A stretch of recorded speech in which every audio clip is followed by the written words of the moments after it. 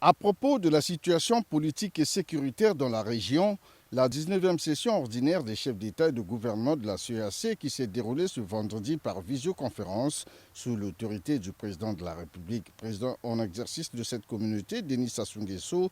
a relevé quelques avancées enregistrées dans le processus de pacification des États en dépit de quelques soubresauts dus à l'activisme des groupes terroristes. Sur le plan sécuritaire, la conférence a salué les efforts importants et louables menés par les États membres en vue de faire face aux menaces contre la paix. La conférence reste également attentive aux points chauds auxquels la communauté fait face, à savoir la situation sécuritaire préoccupante en République centrafricaine,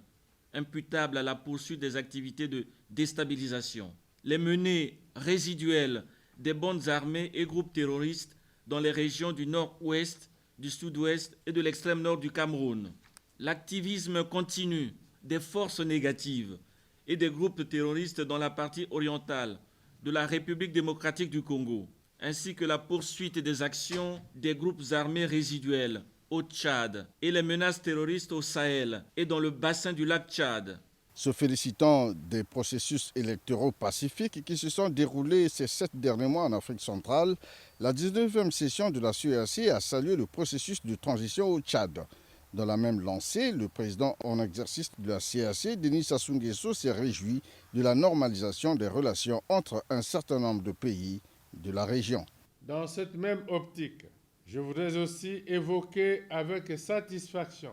le réchauffement diplomatique observé entre le Burundi et le Rwanda. Ces avancées encourageantes sur la voie de la normalisation des relations entre ces pays frères ne peuvent que stimuler notre engagement collectif à privilégier le dialogue constructif dans le règlement